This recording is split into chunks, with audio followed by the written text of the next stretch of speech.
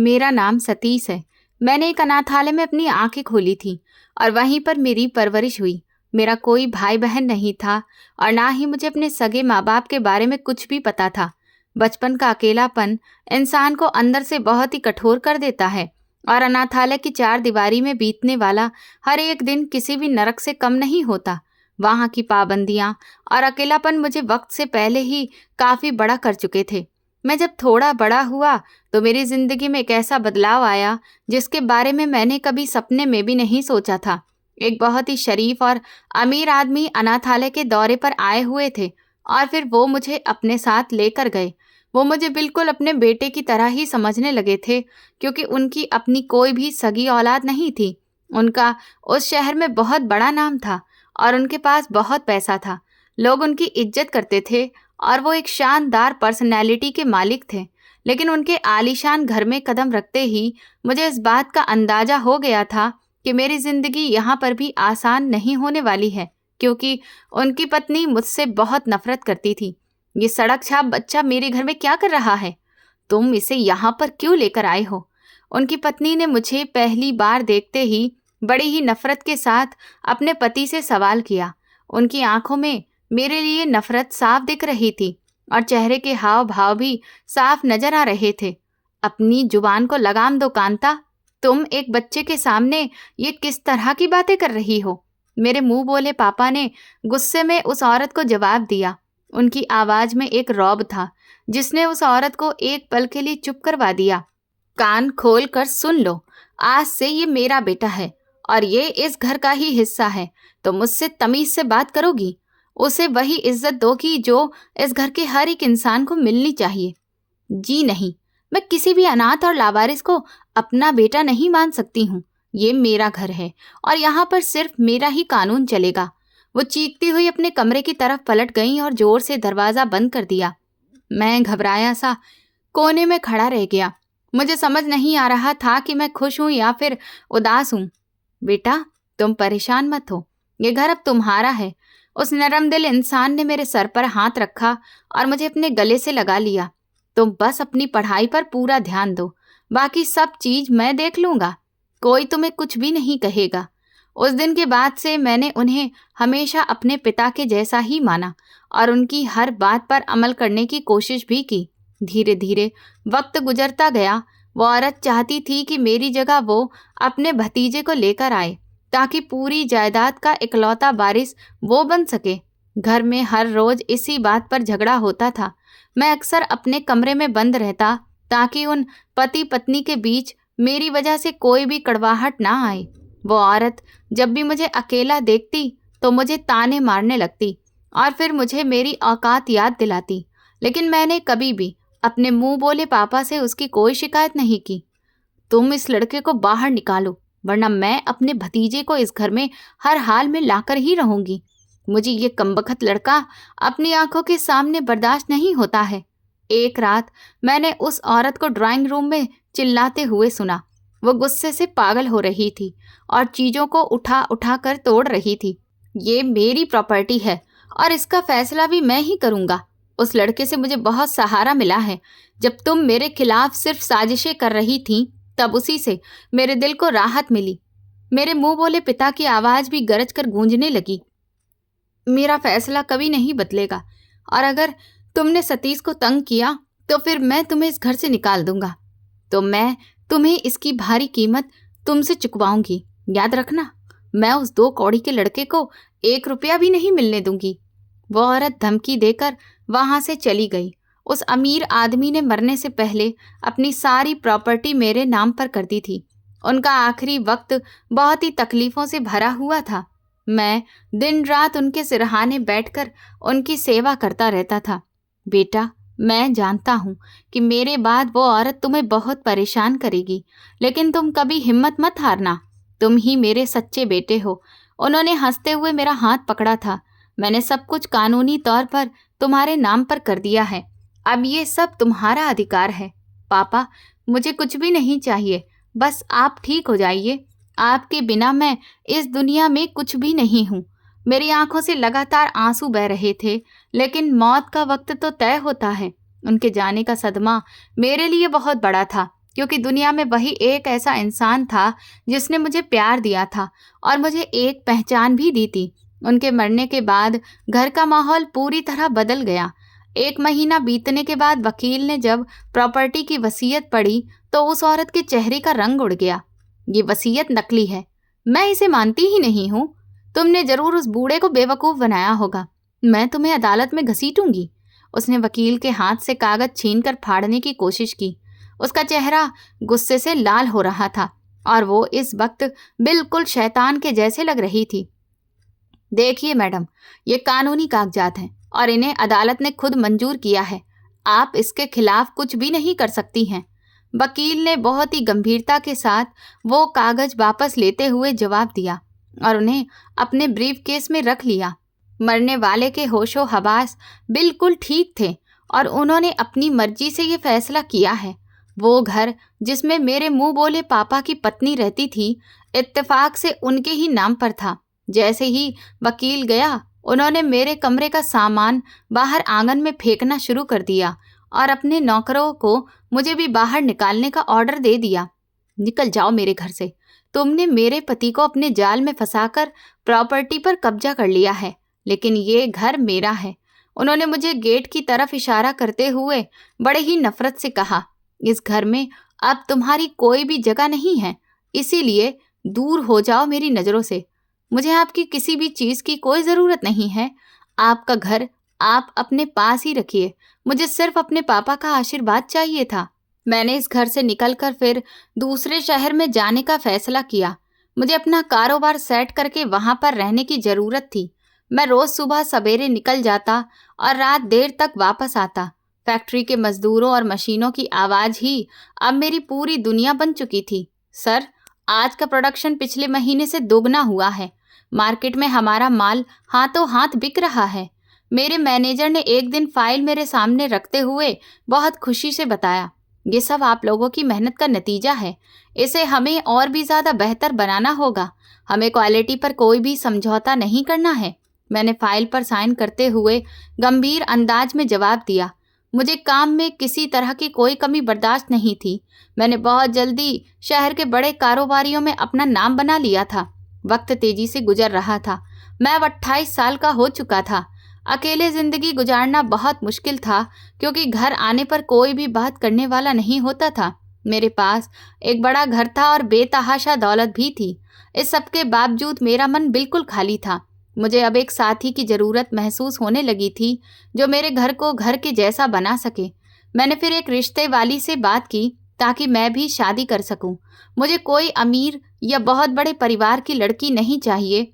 मुझे सिर्फ एक अच्छी और सच्ची जीवन साथी की तलाश है।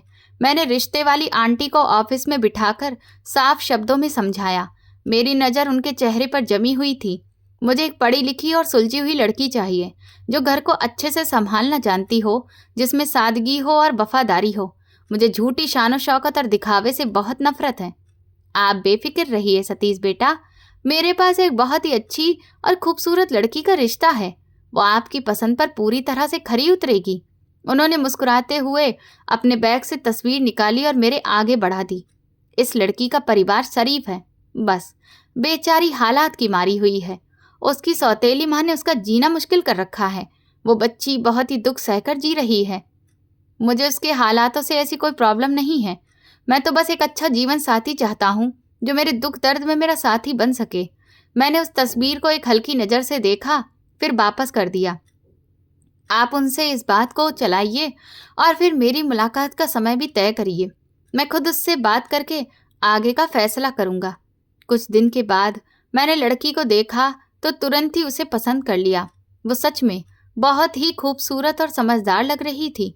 हम दोनों को कमरे में अकेले में बात करने का मौका दिया गया, ताकि हम एक दूसरे को समझ सकें।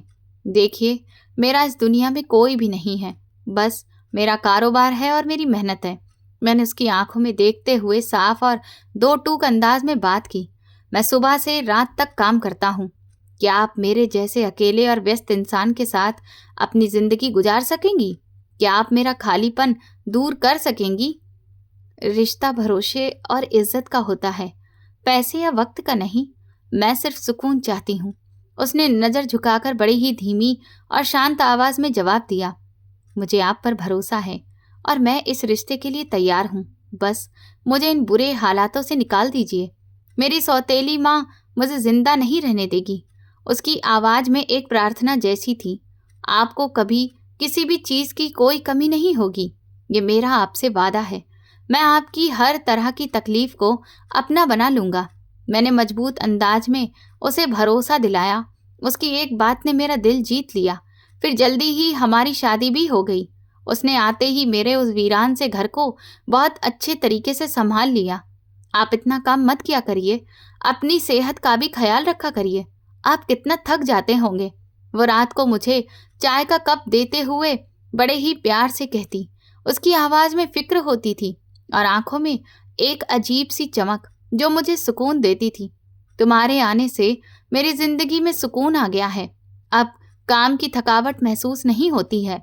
मैंने मुस्कुराकर कप पकड़ा और उसे जवाब दिया, तुमने इस बेजान से मकान को घर बना दिया है।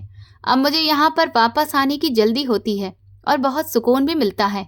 ये तो मेरा फर्ज है और मेरी दुनिया तो आखिर आप ही हैं।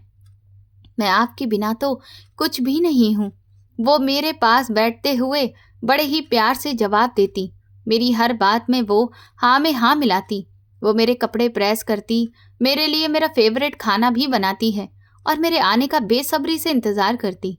मैं कुछ ही दिनों में उसे बहुत प्यार करने लगा था। मुझे ऐसा लगने लगा था जैसे मेरी ज़िंदगी की सारी कमी अब ख़त्म हो गई है और मुझे मेरी मंजिल मिल गई है। हम अक्सर रात को देर तक बातें करते रहते। वो मुझे अपने बचपन की बातें बताती और मैं उसे अपने कारोबार के किस्से सुनाता रहता। सतीश, मुझे कभी भी अकेला मत छोड़ना। मैं आपके बिना मर जाऊंगी। आपके अलावा मेरा कोई सहारा नहीं है। एक रात उसने मेरे सीने पर अपना सर रखते हुए अचानक घबराए हुए अंदाज में कहा, पागल हो गई हो तुम? मैं तुम्हें छोड़कर भला कहाँ जाऊंगा? अब सिर्फ मौत ही है जो हमें अलग कर सकती है।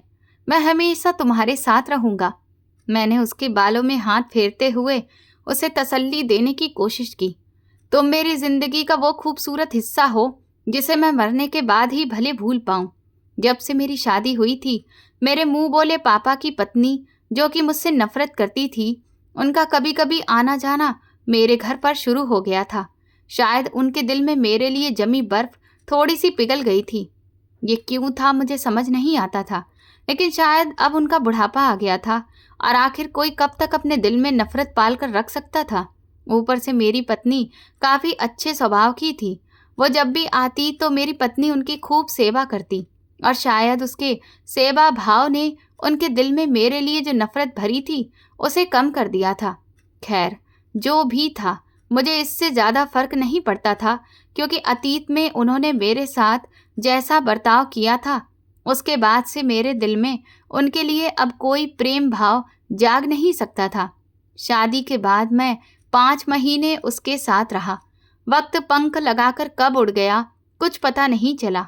मेरी जिंदगी में खुशियां ही खुशियां थीं, लेकिन फिर हालातों ने धीरे धीरे करवट बदली।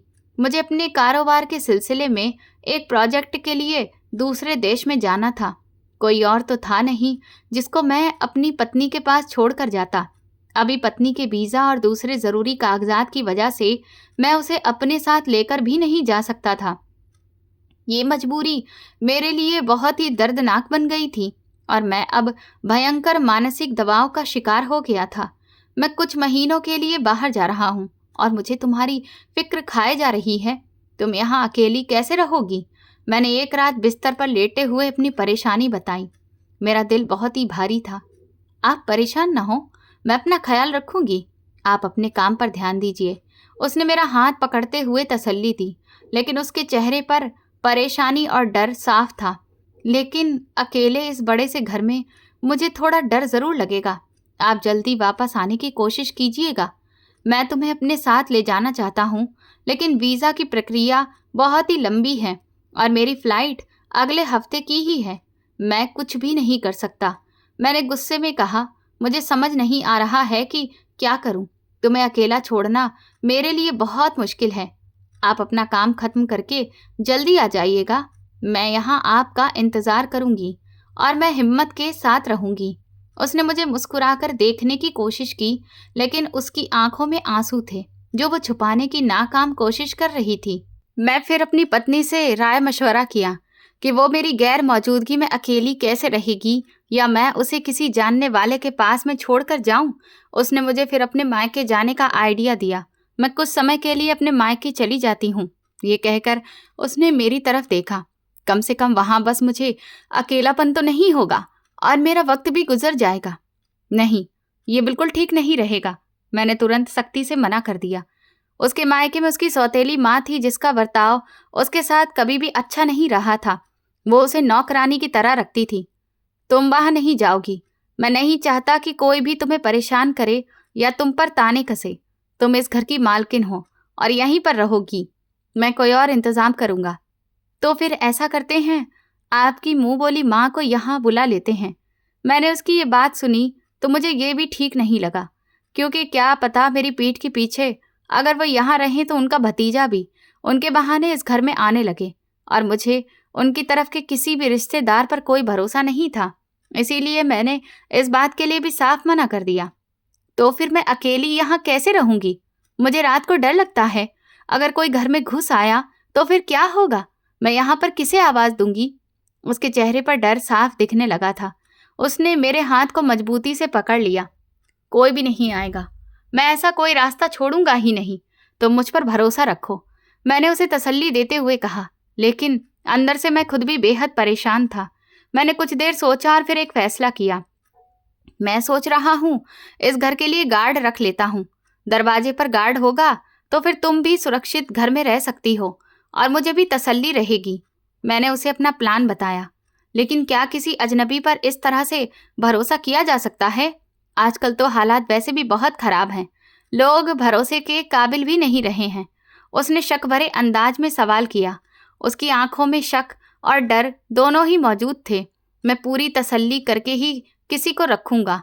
पूरे तौर पर इंक्वायरी कराऊंगा और फिर उसका सारा रिकॉर्ड भी चेक करूंगा। मैं उसे भरोसा दिलाने की कोशिश की। वैसे भी मेरी ना किसी के साथ दुश्मनी थी और ना ही किसी से मुझे कोई खतरा था, लेकिन फिर भी पत्नी के अकेले होने के डर से मैंने अगले ही दिन अखबार में एक एडवर्टाइजमेंट दे दिया कि मुझे गार्ड की ज़रूरत है जो ईमानदार हो और अपना फर्ज बखूबी निभाने वाला हो और जिस पर आंखें बंद करके भरोसा किया जा सके। मैं इस बात से बिल्कुल अनजान था कि यह फैसला मेरी जिंदगी का कितना भयानक मोड़ साबित होने वाला था। अगले दिन मेरे घर के बाहर इस नौकरी के लिए इंटरव्यू देने वालों की लाइन लगी हुई थी। मैंने ड्राइंग रूम में बैठकर एक एक करके सबको बुलाना शुरू किया। मुझे एक ऐसा इंसान चाहिए था जो ना सिर्फ शारीरिक तौर पर ताकतवर हो बल्कि उसकी आंखों में ईमानदारी भी हो। मेरी पत्नी की सुरक्षा का मामला जो था, इसलिए मैं किसी भी तरह का खतरा मोल नहीं लेना चाहता था। तुम्हारा पिछला एक्सपीरियंस क्या है और तुमने वो नौकरी क्यों छोड़ी? मैंने सामने बैठे हुए एक आदमी को कड़ी नज़रों से देखते हुए सवाल किया। मैं उसकी आंखों में सच्चाई की तलाश कर रहा था। साहब, वो मेरा पुराना मालिक बहुत कंजूस था। सैलरी वक्त पर नहीं देता था, इसलिए मैंने वहां पर काम छोड़ दिया। उसने इधर उधर देखते हुए बड़ी ही लापरवाही से जवाब दिया। उसके अंदाज में एक अजीब सा डर दिख रहा था। मुझे ऐसे लोग पसंद नहीं थे जो अपने पिछले मालिक की बुराई करें। तुम यहाँ से जा सकते हो। मैंने फाइल बंद करते हुए बहुत ही ठंडे और दो टूक अंदाज में उसे बाहर का रास्ता दिखाया। मुझे वफादार लोग चाहिए थे। इसके बाद 2 और लोग आए, लेकिन कोई भी मुझे अपने घर के लिए ठीक नहीं लगा। किसी की बातों में झोल था तो फिर किसी की आंखों में लालच साफ नजर आ रहा था। मैं थक कर कुर्सी की पीठ पर टेक लगाकर बैठ गया कि तभी दरवाजे पर दस्तक हुई। अंदर आ जाओ, मैं सीधे होकर बैठते हुए ऊंची आवाज में कहा। दरवाजा खुला और एक नौजवान अंदर दाखिल हुआ। उसकी उम्र लगभग 28 से 30 साल के आसपास रही होगी। शारीरिक कदकाठी से वो बहुत मजबूत था और चेहरे पर एक अजीब सी शांति और संजीदगी थी। वो बड़े ही सादगी से सामने की कुर्सी पर बैठ गया। मेरा नाम दिवाकर है साहब, मैंने अखबार में आपका एडवर्टाइजमेंट पढ़ा था। उसने नजर झुकाकर कायदे से अपनी बात की शुरुआत की। उसकी आवाज में ठहराव था जिसने मुझे काफी इम्प्रेस भी किया। तुम्हारा एक्सपीरियंस क्या है दिवाकर? और क्या तुम जानते हो कि ये नौकरी कितनी जिम्मेदारी वाली है? मैंने उसकी आंखों में ध्यान से देखते हुए सवाल किया ताकि उसके भरोसे को परख सकूं। मैं 5 साल तक एक सिक्योरिटी कंपनी में काम किया है और उससे पहले मैं कुछ समय तक आर्मी में भी रहा हूं। पारिवारिक मजबूरी की वजह से मुझे वापस आना पड़ा था।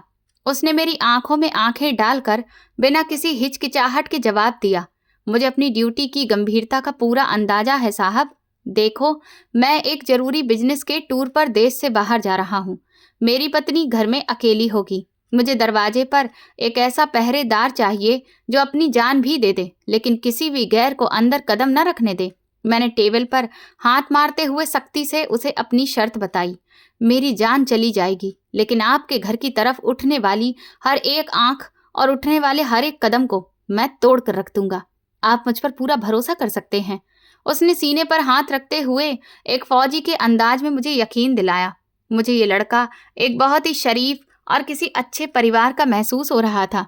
इसका एक्सपीरियंस भी अच्छा था और उसकी बातों में सच्चाई थी। मैंने फिर और कोई सवाल नहीं किया और उसे नौकरी पर रख लिया। ये तुम्हारी एडवांस सैलरी है। कल सुबह 7 बजे तुम्हें गेट पर रिपोर्ट करना है। मैंने कुछ पैसे उसकी तरफ बढ़ाते हुए अपना फैसला सुना दिया। थैंक यू सर, मैं वक्त पर पहुंच जाऊंगा। उसने पैसों को पकड़ा और बहुत ही शुक्रगुजारी के साथ कमरे से बाहर निकल गया। अब मैं बेफिक्र होकर बाहर जाने के लिए तैयार हो गया। मुझे लग रहा था कि मैंने एक बहुत बड़ी मुश्किल को सॉल्व कर लिया है। शाम को मैंने अपनी पत्नी को भी इस बात के बारे में बता दिया। मैंने एक गार्ड को रख लिया है, बहुत ईमानदार और एक्सपीरियंस लड़का है। अब तुम्हें डरने की जरूरत नहीं है। मैंने रात के खाने पर उसे खुशखबरी सुनाते हुए कहा। मैं उसके चेहरे पर सुकून देखना चाहता था। ये तो अच्छी बात है, आपने मेरी एक बहुत बड़ी परेशानी खत्म कर दी। उसने मुस्कुराते हुए मेरी तरफ देखा, लेकिन उसकी मुस्कुराहट मुझे आंखों तक पहुंचती हुई महसूस नहीं हुई।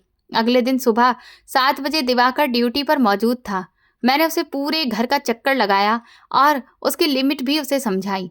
तुम्हारी ड्यूटी सिर्फ इस मेन गेट तक है। अंदरूनी हिस्से में तुम्हारा कोई भी काम नहीं है जब तक मालकिन खुद तुम्हें ना बुलाएं। मेन गेट के पास खड़े होकर उसे स्ट्रिक्ट इंस्ट्रक्शंस दिए। जी सर, मैं अपनी लिमिट में ही रहूंगा। आपको शिकायत करने का कोई मौका नहीं मिलेगा। उसने सर हिलाकर मेरी हर बात पर हाँ कह दिया। उन्हीं दिनों मैंने एक अजीब सी बात भी नोट की।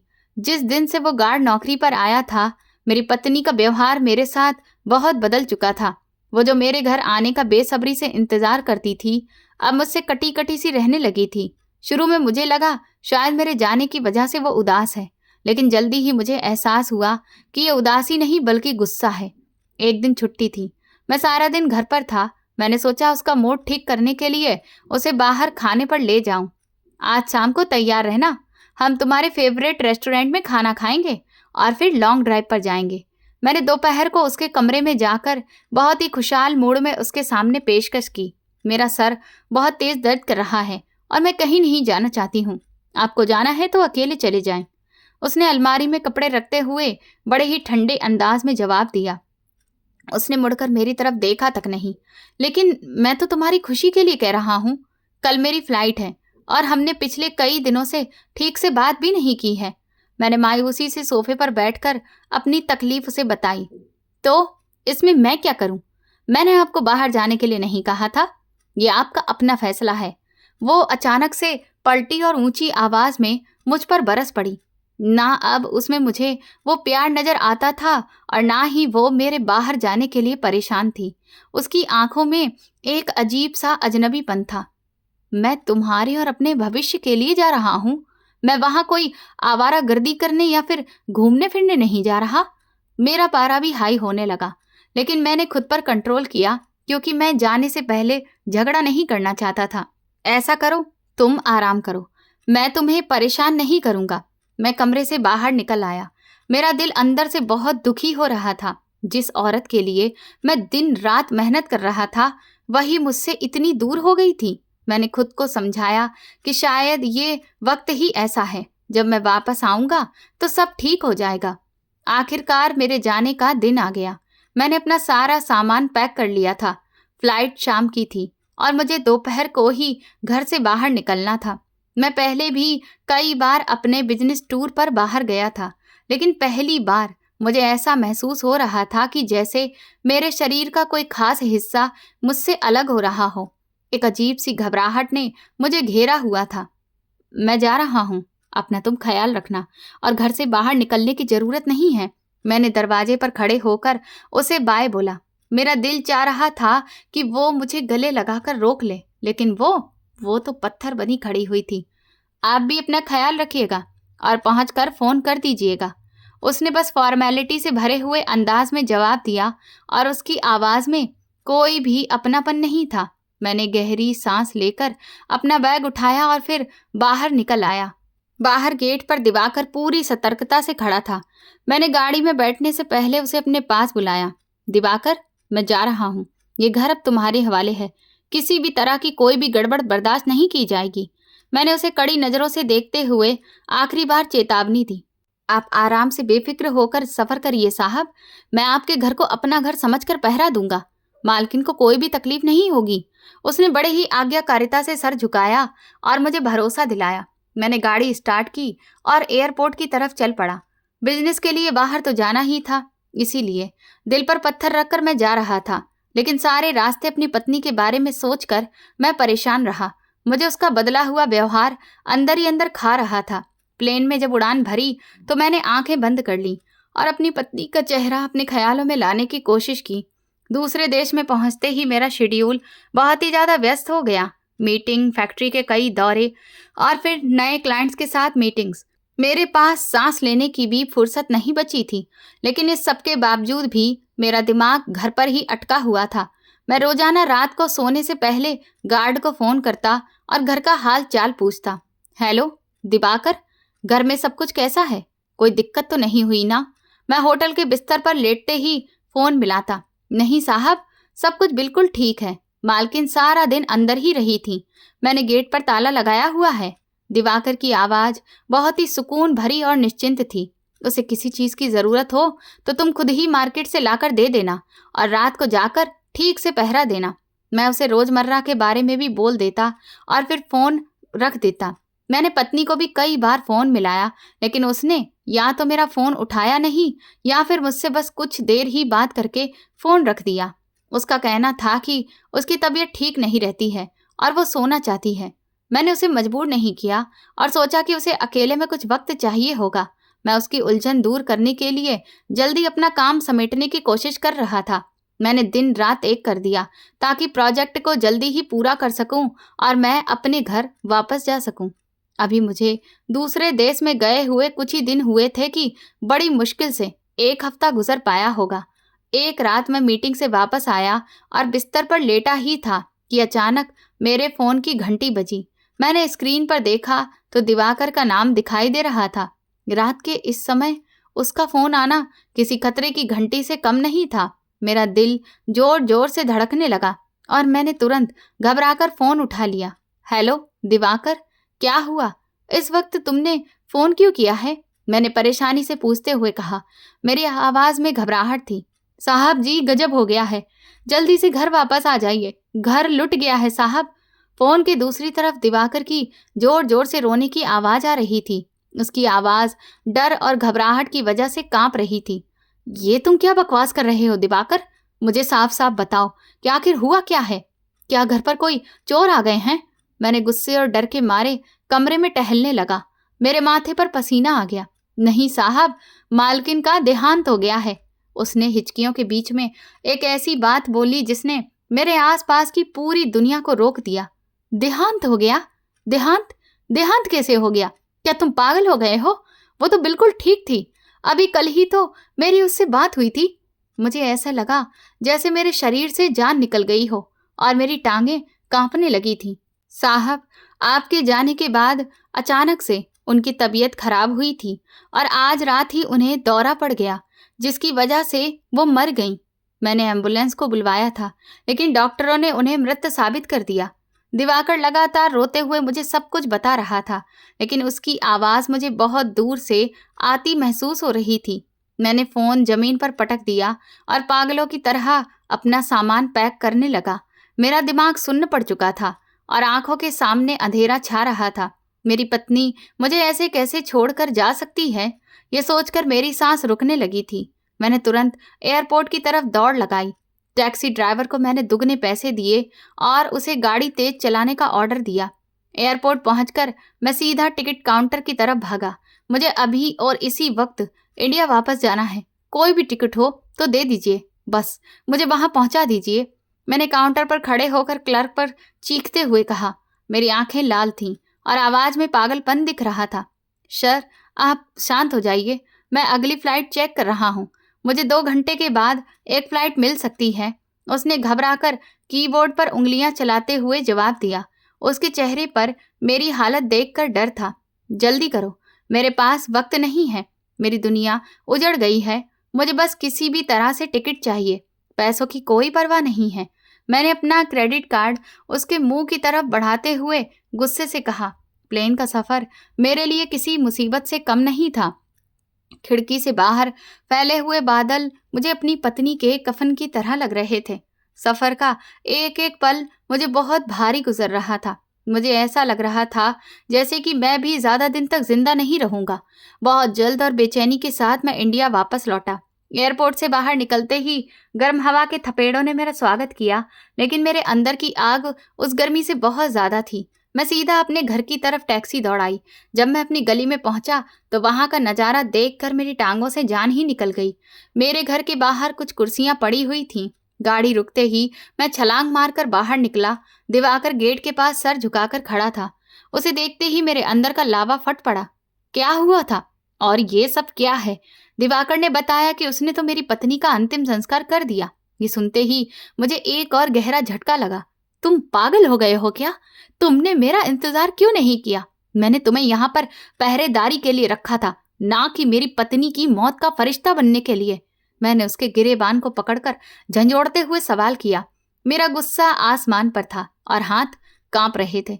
साहब, मुझे माफ कर दीजिए, मैं बहुत मजबूर था। अस्पताल वालों और पुलिस वालों ने कहा कि बॉडी को ज्यादा देर तक नहीं रख सकते हैं और आपके आने में तो बहुत वक्त लग रहा था। दिवाकर ने नजर चुराते हुए भर्राई आवाज में जवाब दिया। उसके चेहरे पर हवाइयां उड़ रही थीं। तुम्हें कोई भी अधिकार नहीं था मेरी इजाजत के बिना ये सब कुछ करने का। तुमने मुझे मेरी पत्नी का आखिरी बार चेहरा भी देखने नहीं दिया। मैं तुम्हें जिंदा नहीं छोड़ूंगा। मैंने उसे जोरदार धक्का देकर जमीन पर गिरा दिया और दहाड़ मारकर रोने लगा। साहब, मैंने जो कुछ भी किया है आपके भले के लिए किया है। बॉडी खराब हो रही थी। मैं मालकिन की हालत इस तरह से नहीं देख सकता था। वो जमीन पर बैठे बैठे गिड़गिड़ाया और हाथ जोड़कर सफाई देने लगा। मैं उसकी बकवास अब और ज्यादा नहीं सुनना चाहता था। मैं भारी कदमों के साथ घर के अंदर गया। ड्राइंग रूम में मोहल्ले की कुछ औरतें वहां पहले से ही बैठी हुई थीं। हवा में एक अजीब सी उदासी पसरी थी। घर का वो कोना जहां मेरी पत्नी मुस्कुराकर मेरा स्वागत करती थी, आज वहां मातम पसरा हुआ था। अचानक मेरी नजर सामने बैठी एक औरत पर पड़ी। वहां पर मेरी मुंह बोली आंटी की पत्नी भी मौजूद थी। उन्होंने मुझे देखते ही अपने आंसू पोंछे और मेरी तरफ बढ़ी। उनके चेहरे पर गंभीर संवेदना थी। बेटा, मुझे बहुत अफसोस हुआ। जो भी हुआ बहुत बुरा हुआ। भगवान तुम्हें हिम्मत दे। उन्होंने मेरे कंधे पर हाथ रखा और बड़े ही हमदर्दी भरे अंदाज में बोली। मेरा सब कुछ खत्म हो गया है। मैं तो उसे अकेला छोड़कर जाना ही नहीं चाहता था। मैंने अपने हाथों से अपना घर उजाड़ दिया। मैं सोफे पर गिरकर पागलों की तरह रोने लगा। मेरी आवाज गले में फंस रही थी। आज तक मैंने बहुत कुछ कहा और बहुत दुश्मनी निभाई तुम्हारे साथ, लेकिन सच कहती हूँ, आज तुम्हारा दुख सुनकर मुझसे रहा नहीं गया बेटा। वो मेरे पास बैठ गई और उनकी आंखों में भी आंसू थे। जो भी था, तुमने मेरे सामने मेरे घर में परवरिश पाई है। मेरे पति तुम्हें बहुत चाहते भी रहे हैं। मैं तुम्हारा दर्द अच्छे से समझ सकती हूँ, क्योंकि मैं भी तो अपने पति को खो चुकी हूँ। ना जाने क्यों आज मैं उनके गले लगकर खूब रोया। मुझे मेरा सब कुछ छिन गया था। मेरी प्यारी पत्नी मुझे अकेला छोड़कर चली गई थी। मेरा दिल खून के आंसू रो रहा था और मुझे उस वक्त एक माँ के कंधे की जरूरत थी, चाहे भले ही मेरे और उनके बीच में कड़वाहट क्यों न रही हो। हम काफी देर तक रोते रहे। फिर उन्होंने मुझे संभाला और मेरे चेहरे पर हाथ फेरा। तुम्हें हिम्मत रखनी होगी बेटा। लेकिन एक बात है जो मुझे बहुत परेशान कर रही है, जो मैं तुम्हें बताना जरूरी समझती हूँ। उन्होंने अचानक धीमे अंदाज में इधर उधर देखते हुए कहा। आखिर क्या बात है? आप क्या कहना चाहती हैं? अब और क्या बाकी रह गया है? मैंने अपने आंसू साफ करते हुए हैरानी और थकान से उनकी तरफ देखा। बेटा, मुझे तो ये खबर बहुत देर से मिली और जब तक मैं आई तब तक तो तुम्हारी पत्नी का अंतिम संस्कार हो चुका था। लेकिन यहाँ के मोहल्ले की औरतें आपस में बातें कर रही हैं कि उनमें से किसी को भी अंतिम संस्कार में जाने का मौका ही नहीं मिला, क्योंकि तुम्हारे उस गार्ड ने अकेले ही तुम्हारी पत्नी का अंतिम संस्कार कर दिया। भला ये कैसे हो सकता है? और उसकी इतनी हिम्मत कैसे हुई कि उसने किसी को भी शामिल नहीं किया? उन्होंने मुझ पर एक भयंकर खुलासा किया था। उनकी आंखें मुझे ध्यान से देख रही थी। आप ये क्या बकवास कर रही हैं? आपको अंदाजा भी है कि ये कैसी बात है? मैं मानता हूं कि मैं देश से बाहर था, लेकिन वो अकेले मेरी पत्नी का अंतिम संस्कार कैसे कर सकता है? मैं गुस्से और सदमे में खड़ा हो गया और एकदम से चिल्लाने लगा। पता नहीं अब ये सच है या झूठ, लेकिन लोग बातें तो यही कर रहे हैं। तुम्हारे गार्ड का कहना यह है कि उसकी बॉडी और उसका चेहरा बहुत ही बिगड़ गए थे, इसीलिए उसने इतनी जल्दबाजी दिखाई। उन्होंने बड़े ही मासूमियत भरे अंदाज में अपनी बात पूरी की। उनकी बात सुनकर मेरे पैरों के नीचे से जमीन निकल गई। मैं उनके साथ काफ़ी समय तक रहा था और उनके व्यवहार को लेकर मैं उन्हें बहुत अच्छे से समझता था। भले ही वो कैसी भी रही हो, लेकिन इतना मुझे पता था कि वो झूठ तो नहीं बोलेंगी। मैंने तुरंत मोहल्ले के बुजुर्ग को बाहर बुलाया और उनसे पूछताछ की, तो वो कहने लगे कि बेटा, ये सारा इंतजाम तुमने जिस गार्ड को नौकरी पर रखा है उसी ने किया था। वही अस्पताल से तुम्हारी पत्नी को सीधा शमशान ले गया और उसने ना तो किसी को शामिल होने दिया और ना ही तुम्हारी पत्नी का चेहरा किसी को देखने दिया।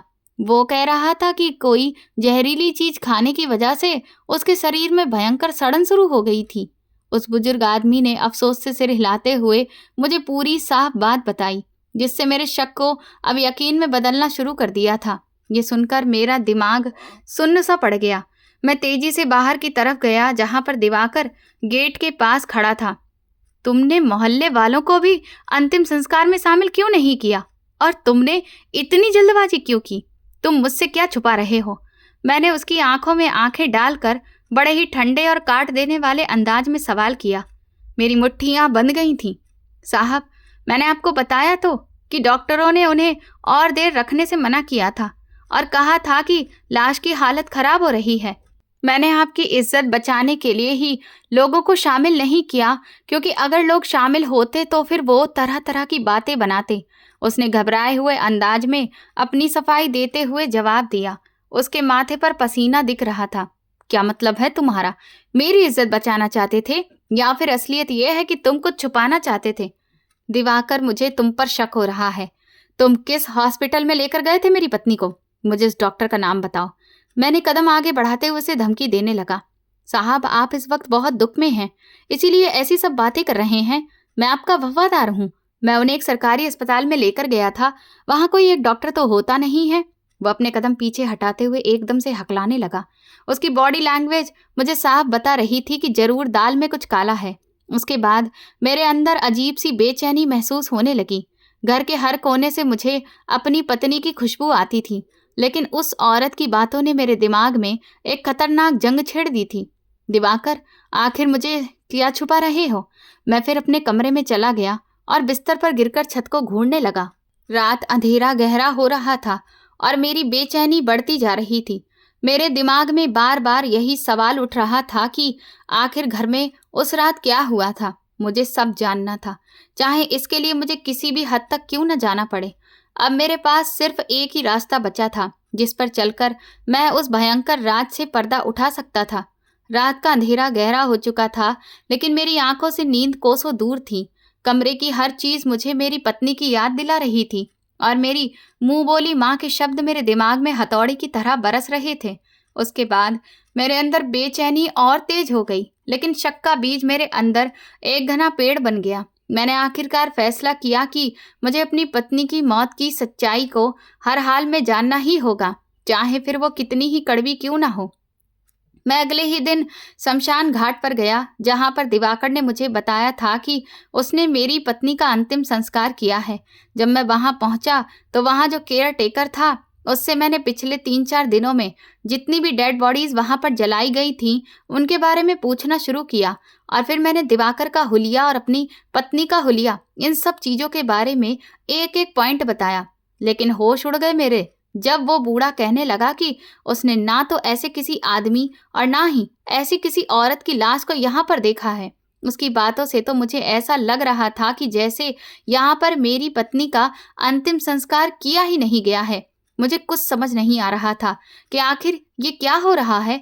और दिवाकर ने अगर मेरी पत्नी का अंतिम संस्कार नहीं किया है, तो फिर मेरी पत्नी की लाश कहाँ पर है? ये सब क्या हो रहा था? मुझे कुछ समझ नहीं आ रहा था। मेरे दिमाग की नसें फटने लगी थी। मैं तुरंत ही गुस्से में वापस घर गया और अपने गार्ड दिवाकर को ढूंढा। वो इस वक्त काफी परेशान लग रहा था। मैंने उसका गिरेबान पकड़कर कहा कि बताओ, मेरी पत्नी की लाश कहाँ है? तुमने मेरी बीवी के साथ क्या किया है? सच सच बताओ, वरना मैं तुम्हें जान से मार दूंगा। मैंने दांत पीसते हुए उसे झंझोड़ रहा था। मेरी आंखों में खून उतर आया था। साहब, मैं सच कह रहा हूँ, मैंने मालकिन का अंतिम संस्कार कर दिया है और इसके अलावा मैं कुछ भी नहीं जानता हूँ। उसकी आंखों में डर साफ दिख रहा था।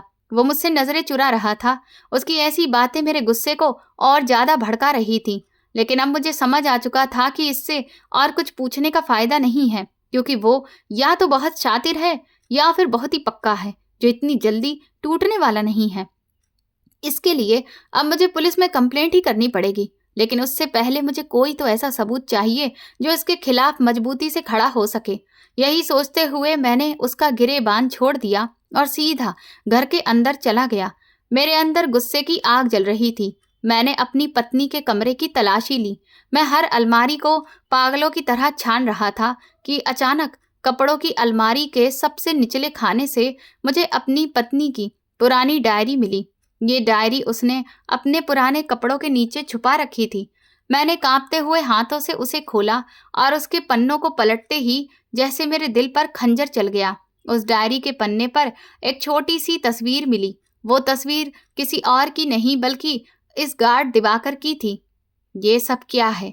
यानी कि ये घिनौना खेल मेरी पीठ के पीछे खेला जा रहा था। मैंने तस्वीर को मुट्ठी में पकड़ते हुए बड़े ही नफरत के साथ खुद से कहा। मेरी आवाज में भयंकर गुस्सा था। मैंने डायरी के पन्ने पलटे तो वहां पर लिखी शायरियां भी उसी के नाम की थीं। हर एक शायरी में दिवाकर के नाम के साथ प्यार के दावे किए गए थे। मैं समझ गया कि मेरी पत्नी मुझसे नहीं बल्कि मुझसे पहले उस गार्ड से प्यार करती थी। इसका मतलब साफ था कि इंटरव्यू के लिए भी उसी ने बुलाया था, क्योंकि वो जानती थी कि मैं बाहर चला जाऊंगा। वो इतनी बेवफाई मेरे साथ कर सकती थी, मैंने कभी सोचा भी नहीं था। मेरा प्यार और मेरा भरोसा एक गंदे मजाक में बदल चुका था।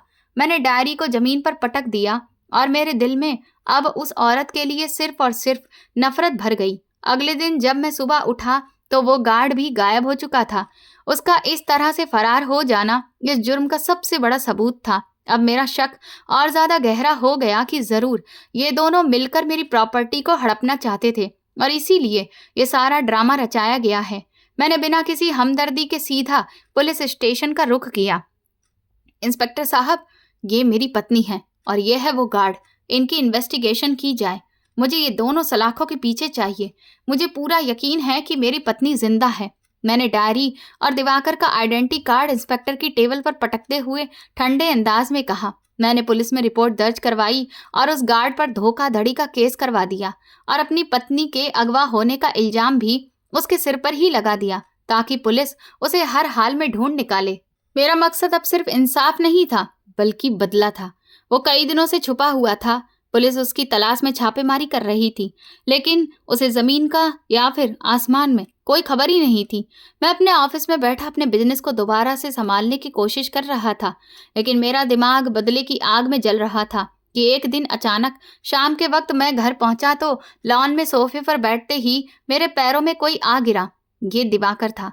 उसकी हालत बहुत बुरी थी। कपड़े फटे थे और वो बहुत ही खस्ता हाल में लग रहा था। साहब, मुझे माफ कर दीजिए। मैंने जो कुछ भी किया है मैं जानता हूँ बहुत गलत था, लेकिन मेरी मजबूरी थी। उसने मेरे कदमों में गिरकर गिड़गिड़ाते हुए कहा। उसकी आवाज में एक अजीब सी रिक्वेस्ट थी। मैंने जोरदार लात मारकर उसे खुद से दूर किया और अपनी जगह से खड़ा हो गया। मेरे चेहरे पर गुस्से के सिवा कुछ भी नहीं था। मैंने पुलिस को फोन करने के लिए मोबाइल निकाला। आपकी पत्नी सच में मरी नहीं है साहब, वो जिंदा है। एक बार भगवान के लिए मेरी बात सुन लीजिए। उसने फर्श पर नाक रगड़ते हुए तेजी से ये सब कुछ बोल दिया। ये सुनते ही मेरे हाथ रुक गए। मैंने उसे गिरेबान से पकड़ लिया और दीवार के साथ दे मारा। क्यों?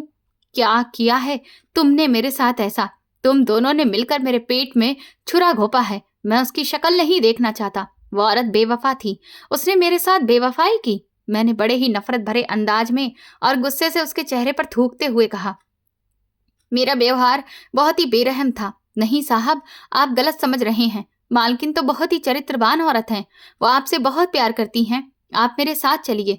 मैं आपकी अमानत को आपको वापस करना चाहता हूँ। वो दीवार के साथ लगकर हाँफते हुए बोला। उसकी आंखों में सच्चाई की चमक थी।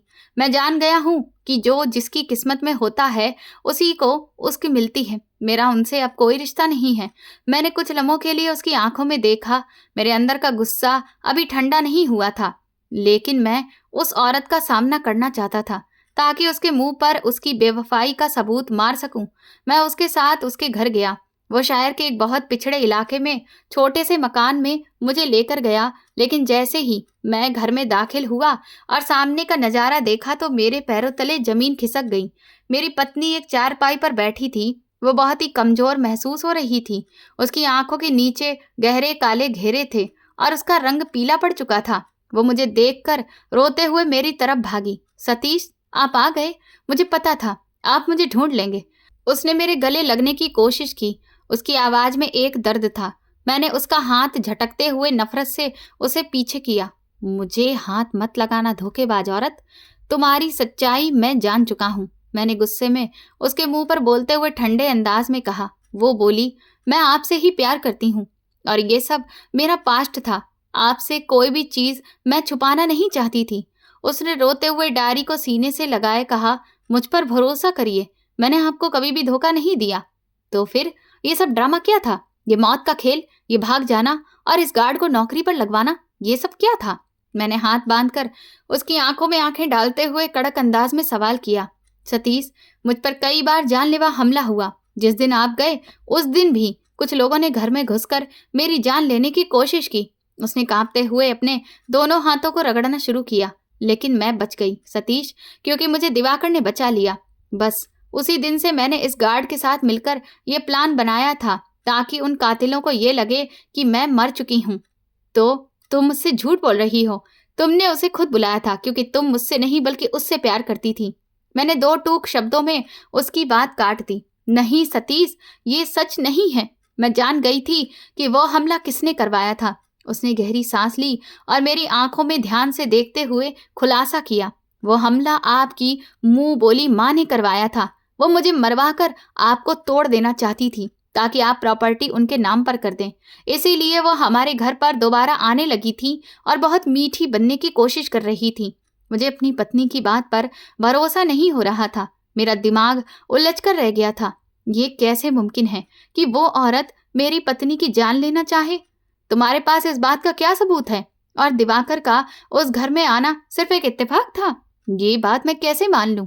मैं अभी भी अपना कड़क और गंभीर अंदाज बरकरार रखे हुए था, क्योंकि वो कह रही थी कि ये गार्ड जब इंटरव्यू देने के लिए आया तो ये नहीं जानता था कि मैं इसी घर में हूँ और आपकी पत्नी हूँ, क्योंकि आपसे पहले मेरा इसका कोई भी रिश्ता नहीं था। मेरी पत्नी ने कसम खाते हुए मुझे सच्चाई बताने की कोशिश की।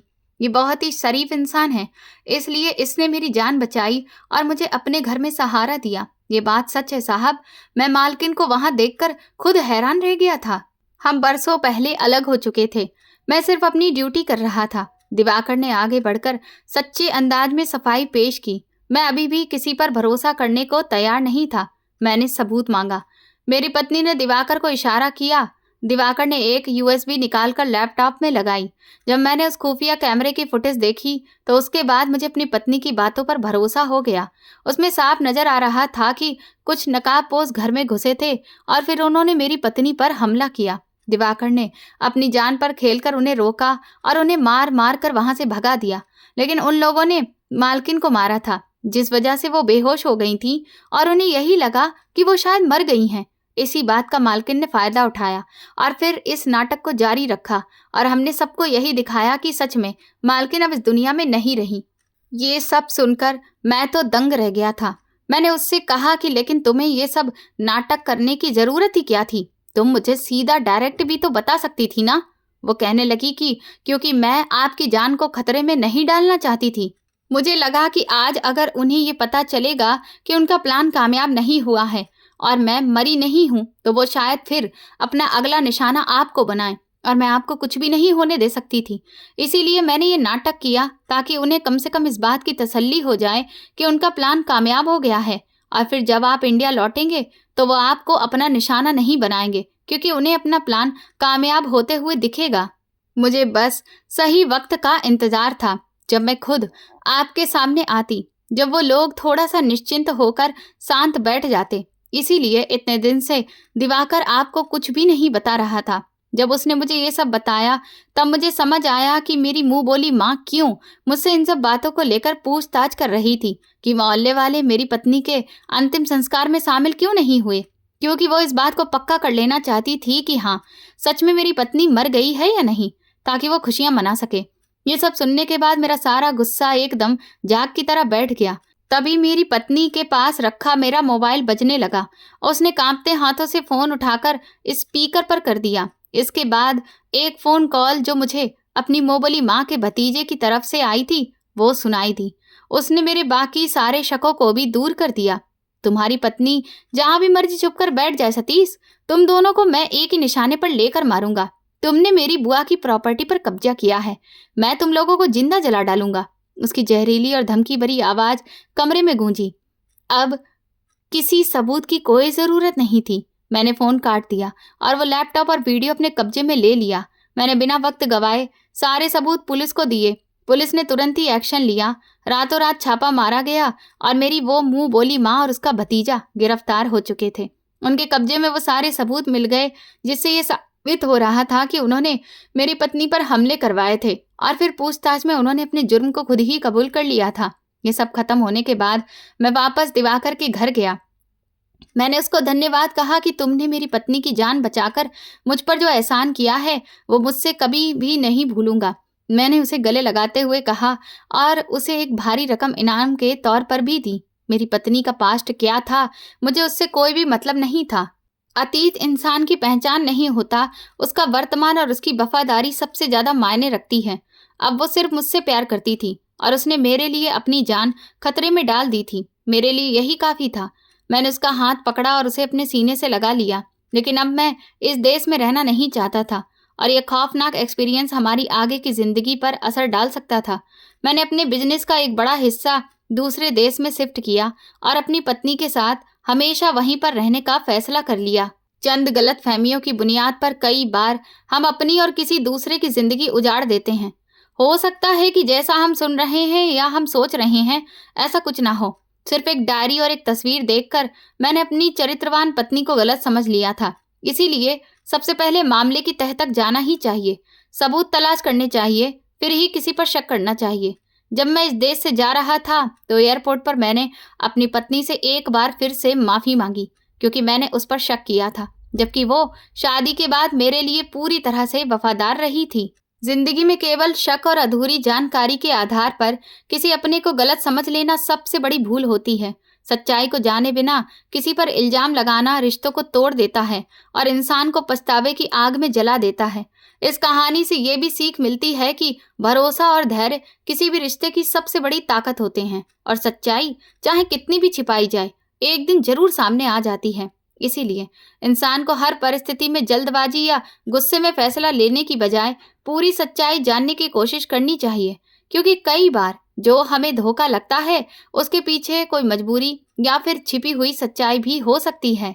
दोस्तों, आप किस शहर से हमारी कहानी सुन रहे हैं और आपको ये कहानी पसंद आई हो तो प्लीज़ कमेंट करके ज़रूर बताएं। इस वीडियो को लाइक करें, ज़्यादा से ज़्यादा शेयर करें और हाइप भी दें। साथ ही चैनल को सब्सक्राइब करना ना भूलें। अगर आपको मेरी मेहनत पसंद आई हो तो मुझे सुपर थैंक्स देकर अपना प्यार और सपोर्ट ज़रूर दिखाएं, ताकि मैं आपके लिए ऐसी ही शानदार कहानियाँ लाती रहूं। ये कहानी पूरी तरह काल्पनिक है।